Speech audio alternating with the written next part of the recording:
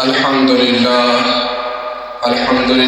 نحمده ونستعينه ونستغفره ونؤمن به ونتوكل عليه ونعوذ بالله من شرور أنفسنا ومن سيئات أعمالنا من يهده الله فلا مضل له ومن يضلله فلا هادي له ونشهد أن لا إله إلا الله وحده لا شريك له وأشهد أن محمدا عبده ورسوله أما بعد فأعوذ بالله من الشيطان الرجيم بسم الله الرحمن الرحيم ومن آياته أن خلقكم من تراب ثم إذا أنتم بشر تنتشرون ومن آياته أن خلق لكم من أنفسكم أزواجا لتسكنوا إليها وجعل بينكم مودة ورحمة إن في ذلك لآيات لقوم يتفكرون سبحان ربك رب العزة عما يصفون وسلام على المرسلين والحمد لله رب العالمين۔ میرے واجب الاحترام قابل قدر معزز سامعین، دوستو، بزرگوں اور عزیز ساتھیوں، السلام علیکم۔ یہ میں نے آپ کے سامنے سورہ روم کی 2 آیات تلاوت کی ہیں۔ اللہ رب العزت سے دعا ہے کہ اللہ تعالی حق بات بیان کرنے کی، سمجھنے کی اور اس پر عمل کی توفیق عطا فرمائے۔ اللہ رب العزت نے انسانوں پر بے شمار احسانات کیے ہیں۔ اتنے احسانات ہیں کہ اللہ تعالیٰ فرماتے ہیں وَإِن تَعُدُّوا نِعْمَةَ اللَّهِ لَا تُحْصُوهَا، کہ اگر تم اللہ کی نعمتیں گننے بیٹھ جاؤ تو تم اس کا شمار نہیں کر سکتے۔ لیکن اللہ رب العزت کے بنائے ہوئے اس انسان کو اس کی پہچان کروانے کے لیے اللہ رب العزت نے پیغمبروں کو بھیجا اور ہمارے لیے اپنے آخری نبی جناب محمد رسول اللہ صلی اللہ علیہ وسلم کو یہ کتاب دے کر مبعوث فرمایا۔ انسان کو اپنی نشانیوں سے روشناس کروایا تاکہ اسے اللہ کی پہچان ہو سکے۔ ہمارے سامنے عام مثالیں موجود ہیں کہ کوئی بھی چیز ہم دیکھیں تو ہم اس بات کا گمان نہیں کر سکتے کہ یہ خود بخود بن گئی ہے۔ ایک اگر صرف گھڑی کی مثال لے لیں تو اس گھڑی کے اندر کا پورا ڈائلر، اس کا سسٹم، اس کی سوئیاں، سیکنڈ کی سوئی، منٹ کی اور گھنٹوں کی، یہ سب ایک پیچیدہ سسٹم، یہ ایک گھڑی ساز کا کام ہو سکتا ہے۔ کوئی لکڑی سے بنی ہوئی فرنیچر کی چیز دیکھیں گے تو ہمارے ذہن میں فوراً گمان آئے گا کہ یہ لکڑی والے کا کام ہے۔ تو پھر اتنا کمپلیکس سسٹم پر مشتمل یہ انسان اور اتنی بڑی یہ کائنات جس کا انسان آج تک ادراک نہیں کر سکا، لاکھوں کروڑوں سال گزر جانے کے باوجود اس کو اس کائنات کا صرف ذرہ برابر علم ہے اور پوری کی پوری کائنات اس کے ادراک اور وہم و گمان میں بھی نہیں ہے۔ اللہ رب العزت قرآن مجید میں اسی طرح کی نشانیوں انسان کو یاد دلاتے ہیں تاکہ انسان کو بات سمجھ آ جائے، اسے اپنے مالک کی پہچان ہو جائے کہ اس کا حقیقی رب کون ہے، تاکہ وہ دنیا میں اوروں کے سامنے نہ جھکتا پھرے، اوروں کے سامنے اپنی حاجات و ضروریات نہ پیش کرتا پھرے، اللہ کا شریک نہ بناتا پھرے۔ تو ان آیات میں اللہ رب العزت فرماتے ہیں وَمِنْ آیَاتِهِ، کہ اس کی نشانیوں میں سے ہے ان خَلَقَكُم مِّن تُرَابٍ، کہ اس نے تمہیں مٹی سے پیدا کیا،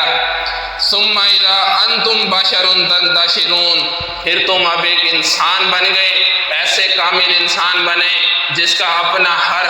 عضو، ہر آرگن مکمل طور پر اور خوبصورت طور پر بنایا گیا ہے۔ ثُمَّ إِذَا أَنْتُمْ انتم بشر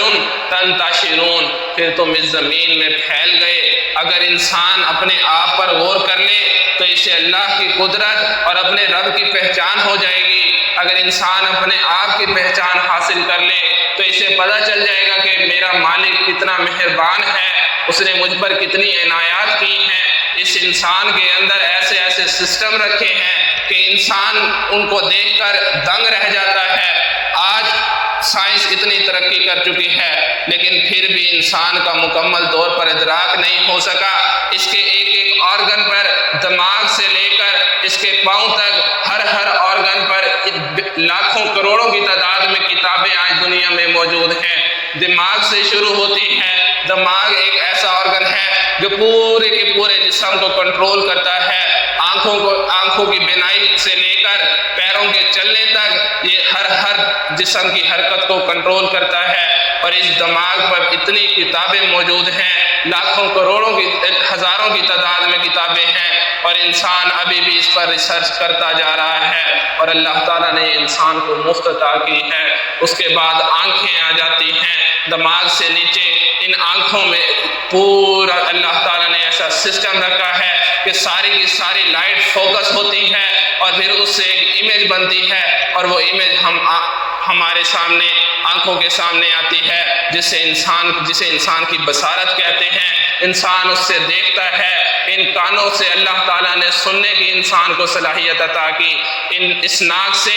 دو کام رکھے اس کے، ایک اس سے انسان سانس بھی لے سکتا ہے اور ساتھ ساتھ سونگھ بھی سکتا ہے، اسمیل بھی کر سکتا ہے اور ہوا بھی اپنے اندر لے جا سکتا ہے۔ اللہ تعالیٰ نے ایسا بہترین سسٹم اس انسان کے اندر دیا، اس کے خوراک کو ہضم کرنے کے لیے اس کا ڈائجسٹو سسٹم رکھ دیا، اس کو سوچنے کے لیے دماغ عطا کیا، ایک ایسا کوآرڈینیٹڈ اور ربط والا نظام قائم کیا کہ جسم کا ایک حصہ دوسرے حصے کے ساتھ کنیکٹڈ ہے، ایک دوسرے اس کے ساتھ کنیکٹڈ ہے، ہر چیز ایک بہترین مدار میں چل رہی ہے۔ اور اللہ تعالیٰ نے یہ انسان کو مفت عطا کیا ہوا ہے۔ اسے اپنے خالق کی اب بھی اگر پہچان نہیں ہوتی، یہ اپنے خالق کو اگر اب بھی نہیں پہچان سکتا، اپنے نظام کے اندر کے نظام کو دیکھتے ہوئے، سائنس کی اتنی ترقی ہونے کے باوجود آج بھی انسان اپنے اندر کو صحیح طرح نہیں کھنگال سکا، ابھی بھی اپنے اندر اس کے سائنس ریسرچ پر ریسرچ کر رہی ہے۔ ہر روز آرٹیکلز آ جاتے ہیں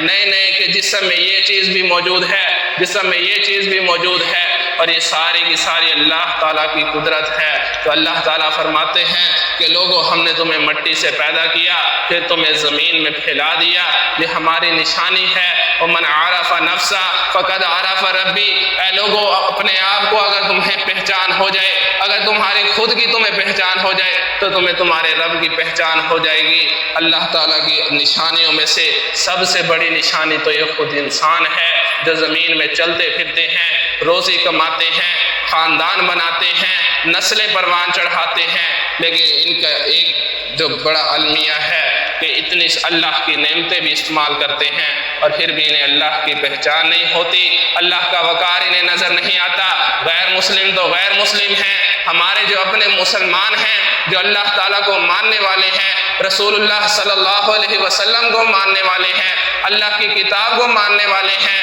وہ بھی اللہ کے سوا اوروں کے سامنے جھکتے ہیں۔ اللہ تعالیٰ کا وقار انہیں یاد نہیں۔ اللہ تعالیٰ فرماتے ہیں انسان تو کتنا ناشکرا ہے کہ تجھے پیدا کرنے والا میں، تیری ضروریات کو پورا کرنے والا میں، تیری نشو نما کرنے والا میں، تجھے غذا پہنچانے والا میں، تیرے رزق کا بندوبست کرنے والا میں، تجھے رشتے دار دینے والا میں، تجھے عزیز و اقارب کی محبت دینے والا میں، ہر چیز تیری پیدا ہونے سے لے کر موت تک پوری کرنے والا میں، اور جھکتا تو اوروں کے سامنے ہے، اللہ کے علاوہ اوروں کو معبود بناتا ہے، اللہ کے ساتھ اوروں کو شریک بناتا ہے۔ تو پھر یاد رکھ، ایک ایسا دن آنے والا ہے جہاں سب لوگوں نے جمع ہونا ہے، اللہ کی بارگاہ میں سب کے سب حاضر ہوں گے، قیامت کے دن قبروں سے اٹھیں گے، اللہ کے روبرو پیشی ہوگی۔ تو پھر اللہ تعالیٰ فرماتا ہے کہ اس دن میں تمہیں بتاؤں گا جو عمل تم دنیا میں کر کے آئے ہو، وہاں پھر دو گروہ بن جائیں گے۔ اللہ رب العزت ان کا قرآن مجید میں تذکرہ کرتے ہیں کہ فَأَمَّا الَّذِينَ آمَنُوا وَعَمِلُوا الصَّالِحَاتِ، کہ جو لوگ ایمان لے کر آئے اور نیک اعمال کیے، فَهُمْ فِي رَوْضَةٍ يُحْبَرُونَ، وہ ایسی جنت میں داخل ہوں گے، ایسے باغات میں داخل ہوں گے جہاں وہ ہمیشہ ہمیشہ کے لیے خوشحال ہوں گے۔ وَأَمَّا الَّذِينَ كَفَرُوا، اور جن لوگوں نے کفر کیا، اللہ کی آیات کا انکار کیا، وَكَذَّبُوا، اور اس کی آیات کو جھٹلایا، وَلِقَاءِ الْآخِرَةِ، اور آخرت کی ملاقات کو جھٹلایا، فَأُولَٰئِكَ فِي الْعَذَابِ مُحْضَرُونَ، اللہ تعالیٰ فرماتے ہیں کہ یہی وہ لوگ ہیں جو ہمیشہ کے عذاب میں ڈالے جائیں گے۔ تو فرمایا فَسُبْحَانَ اللَّهِ حِينَ تُمْسُونَ وَحِينَ تُصْبِحُونَ، تم اللہ تعالیٰ کی تسبیح بیان کرتے رہو جب بھی تمہیں صبح کا وقت ملے یا شام کا وقت ملے، کیونکہ انسان کو پیدا ہی اس لیے کیا گیا ہے کہ وَمَا خَلَقْتُ الْجِنَّ وَالْإِنسَ إِلَّا لِيَعْبُدُونَ، کہ تم اللہ تعالیٰ کی بندگی میں آ جاؤ۔ اللہ تعالیٰ کی بندگی میں آنے کا مطلب یہ ہے کہ تمہاری صبح بھی اللہ تعالیٰ کے نام پہ ہو، تمہاری شام بھی اللہ کے نام پر ہو، تمہیں اللہ تعالیٰ کا ہر حکم کا پتہ ہو، تم اللہ کے ہر حکم پر عمل کرو تاکہ تمہاری دنیا بھی احسن ہو، آخرت بھی احسن ہو۔ فرمایا وَلَهُ الْحَمْدُ، سب تعریفیں اسی کے لیے ہیں، فِي السَّمَاوَاتِ وَالْأَرْضِ، چاہے آسمانوں میں ہوں یا زمینوں میں، وَعِشِيًّا، اور عشاء کے وقت بھی، وَحِينَ تُظْهَرُونَ، اور ظہر کے وقت بھی، ہر وقت اس کی تعریف بیان کرتے رہو۔ یہی انسان کا اس دنیا میں آنے کا مقصد ہے۔ دنیا کی زندگی اللہ تعالیٰ نے کہیں کمانے سے منع نہیں کیا، بلکہ سورہ جمعہ میں فرمایا کہ جب جمعہ کی نماز سے فارغ ہو چکو تو زمین میں پھیل جاؤ اور اللہ تعالیٰ کا فضل یعنی رزق تلاش کرو۔ اللہ تعالیٰ نے حلال روزی کمانے سے کہیں منع نہیں کیا، لیکن انسان حلال روزی کے چکر میں اس قدر آگے بڑھ چکا ہے کہ اب حلال اور حرام میں فرق بھول چکا ہے۔ انسان دنیا میں آ کر اتنا مگن ہوا ہے کہ اللہ تعالیٰ کو وقار بھول چکا ہے، حالانکہ پیدا کرنے والے نے بتایا تھا کہ وَمَا الْحَيَاةُ الدُّنْيَا إِلَّا مَتَاعُ الْغُرُورِ، کہ یہ دنیا کی زندگی محض دھوکے کا سامان ہے، یہ دنیا کی زندگی عارضی ہے، ہر انسان نے اس دنیا سے چلے جانا ہے۔ جب موت آنی ہے، موت ایک اٹل حقیقت ہے، تو پھر کیوں اس کے لیے اتنی توقع کی جا رہی ہے؟ کیوں دنیا کے پیچھے اتنا بھاگا جا رہا ہے؟ اللہ کی نشانیاں بسے کچھ ڈال دی ہیں، ان سے غفلت اختیار کر لی ہے۔ اپنے آپ کو بھی بھول کر انسان کی بس یہی خواہش ہے کہ جتنا پیسہ کما لیا جائے اتنا کما لیں۔ حالانکہ اللہ تعالیٰ فرماتے ہیں کہ الہاکم التکاثر، یہ جو کثرت مال ہے یہ تمہیں ہلاک کر دے گی، حتی زرتم المقابر، تم قبروں تک جا پہنچو گے، تمہارا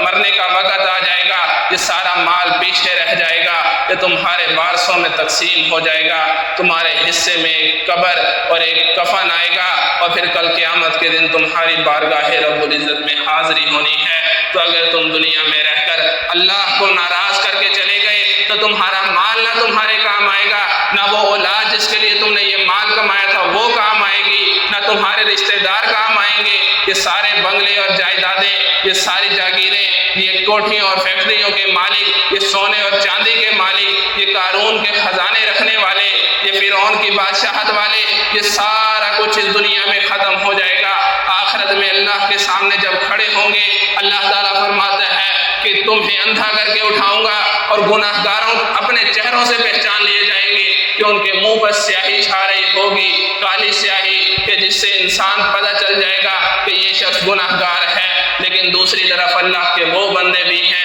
اللہ تعالیٰ فرماتے ہیں کہ جب ان کا نامہ اعمال دیا جائے گا تو وہ لوگوں کو دکھاتے پھریں گے کہ یہ دیکھو میرا نامہ اعمال، مجھے یقین تھا کہ میرا حساب میں ضرور دیا جائے گا، میرا اللہ مجھے ضرور میرا حساب دے گا، میری نیکیوں کا مجھے اجر دے گا۔ وہ سب کے سامنے اپنا نامہ اعمال دکھاتا پھرے گا۔ تو انسان کو فیصلہ خود کرنا ہے، ہمیں یہ فیصلہ خود کرنا ہے کہ قیامت کے دن کہیں ہم اپنا منہ چھپانے والوں میں شامل ہونا چاہتے ہیں یا پھر ان لوگوں میں شامل ہونا چاہتے ہیں جو خود اپنے نامہ اعمال لوگوں کو دکھائیں گے کہ پڑھو ہمارا نامہ اعمال، ہمیں اللہ تعالیٰ نے پاس کر دیا ہے۔ دو ہی صورتیں ہوں گی وہاں، یا پاس ہو جاؤ یا فیل ہو گیا، اور جو پاس ہو جائے گا تو وہ ہمیشہ ہمیشہ کے لیے کامیاب ہے، اور جو فیل ہو گیا تو اس کے لیے ہمیشہ ہمیشہ کی ناکامی ہے، کیونکہ وہاں پر سپلی کے پیپر دوبارہ نہیں ہوتے، وہاں پر فیل ہونے کی صورت میں دوبارہ امتحان نہیں ہونا۔ انسان کہے گا بھی اللہ کو کہ ایک دفعہ واپسی بھیج دے،